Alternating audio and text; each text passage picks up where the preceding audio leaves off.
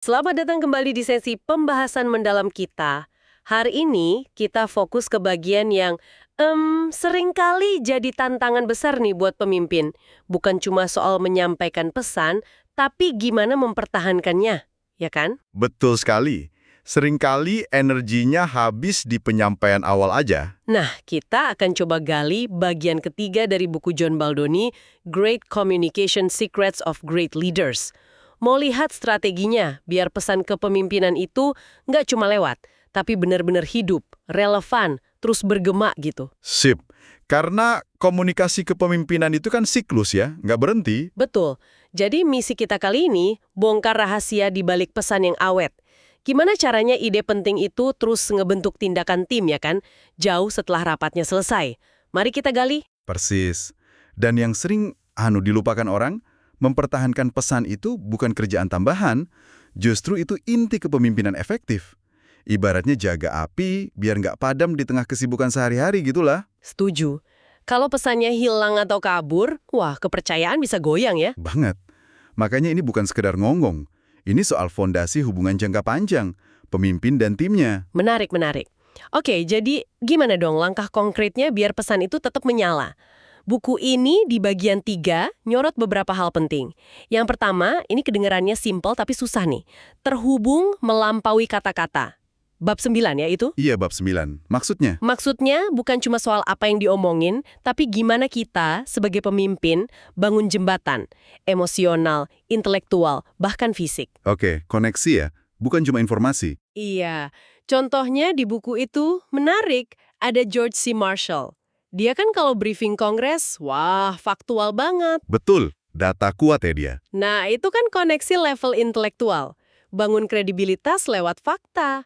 Terus ada lagi, Bunda Teresa. Beda banget. Oh iya, Bunda Teresa, gimana tuh? Hmm, Komunikasinya lebih banyak lewat, ya, tindakan nyata, kehadiran penuh belas kasih. Itu koneksi emosional dan perbuatan, bukan retorika semata. Kenapa sih milih jalur koneksi ini penting banget? pertanyaan bagus. Karena gini, audiens kita kan macam-macam ya, nggak bisa disamain semua. Ingat Howard Gardner soal kecerdasan majemuk, orang itu nerima info beda-beda caranya. Ah, iya.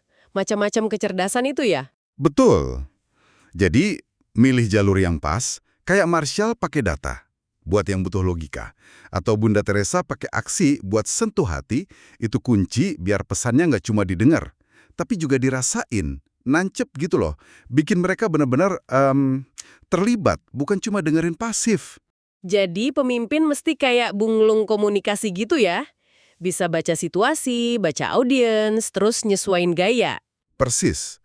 Kapan perlu data, kapan perlu cerita, kapan perlu nunjukin langsung. Oke. Kemampuan adaptasi itu krusial berarti. Nah, setelah koneksi kebangun, langkah berikutnya apa? Buku ini nyorot coaching, pembinaan, bab 10. Coaching, ini yang lebih personal ya? 1 lawan 1. Iya. Kenapa ini dianggap vital buat mempertahankan pesan? Karena disitulah pesan ditanam secara personal. Contohnya juga kuat nih. Vince Lombardi, pelatih football legendaris itu. Oh, Lombardi. Green Bay Packers ya? Iya, dia nggak cuma ngajarin taktik, kayak Green Bay Sweep yang terkenal itu.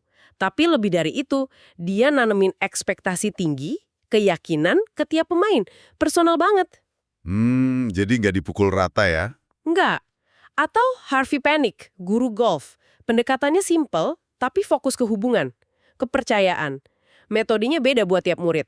Jadi coaching ini jelas bukan cuma instruksi biasa ya. Sama sekali bukan.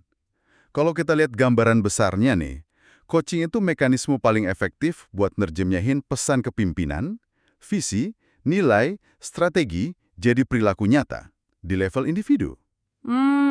Jadi jembatan antara konsep besar sama aksi di lapangan ya? Tepat. Itu ruang buat bangun trust, jelasin ekspektasi secara personal, ngajarin skill, motivasi, bahkan kasih feedback korektif kalau perlu. Semua dalam konteks hubungan. Ini yang bikin pesannya nempel secara pribadi, karena relevan langsung sama pertumbuhan si individu di tim itu. Masuk akal banget. Pendekatan personal lewat coaching ini emang kuat buat nanemin pesan. Tapi gimana buat skala lebih besar? Biar pesannya awet di kepala banyak orang, nggak gampang luntur. Nah, ini nyambung ke poin ketiga. Iya, poin ketiga, memastikan pesan benar-benar melekat. Bab 11, pesan sehebat apapun bisa hilang kan kalau nggak dirawat. Betul. Gampang nguap kalau nggak dijaga. Buku ini bilang pengulangan itu penting, konsistensi juga. Tapi ada satu teknik spesifik yang saya notice, brief back, yang dipakai militer AS itu. Oh, brief back. Gimana tuh teknisnya? Jadi, bawahan diminta ngulang perintah atau info penting pakai kata-kata sendiri, termasuk gimana rencana eksekusinya.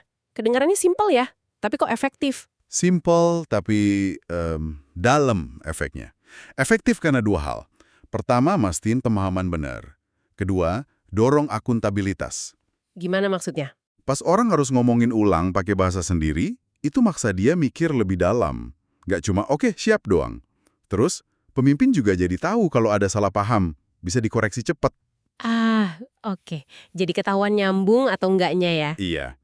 Ini relevan banget, apalagi pas situasi perubahan cepat. Kayak yang dibilang Rosabeth Moskanter tuh. Kanter bilang apa soal perubahan dan komunikasi? Dia bilang, pas ada perubahan besar, kebutuhan komunikasi itu justru naik drastis. Pemimpin nggak bisa cuma ngumumin sekali terus udah. Jadi masih diulang-ulang terus ya? Banget. Pesan soal arak baru, kenapa berubah, dampaknya apa, itu harus terus digaungkan. Lewat macam-macam cara. Dan yang paling penting, didukung aksi nyata pemimpin. Kalau nggak gitu, Ya pesannya tenggelam aja. Kalah sama kebingungan, sama resistensi. Jadi, penguatan terus-menerus ini yang jaga pesan tetap kredibel, jadi panduan beneran. oke, jadi jelas ya benang merahnya, mempertahankan pesan kepemimpinan ini bukan sulap, Bukan, bukan trik sesaat. bukan. Ini kerja keras yang konsisten. Iya, kerja keras, bangun koneksi otentik, bina pemahaman lewat coaching personal, terus perkuat pesan tanpa henti, konsisten dan kreatif. Buat Anda yang dengerin, artinya apa? Pesan terbaik pun butuh dirawat biar tetap hidup. Tepat sekali. Siklus komunikasi kepemimpinan itu baru benar-benar lengkap kalau pesannya nggak cuma dikirim, tapi secara aktif, dipelihara, dirawat, dihidupkan terus. Di pikiran dan tindakan tim Anda. Pesan yang hidup itu yang terus membentuk realitas ya. Betul. Nah, ini mungkin, ya, bisa jadi bahan renungan nih buat Anda bawa pulang. Kita udah bahas koneksi personal, coaching, pengulangan strategis, tapi coba dipikirin. Apa ya, satu elemen fundamental yang mungkin sering lupa, sering kelewat, tapi justru jadi penentu paling krusial. Penentu apakah sebuah pesan kepemimpinan itu bakal benar-benar bertahan, melampaui momennya, bahkan mungkin melampaui masa jabatan pemimpinnya sendiri. Wah, pertanyaan bagus tuh buat dipikirin. Terima kasih banyak sudah menyimak pembahasan mendalam kita kali ini. Sampai jumpa di sesi berikutnya.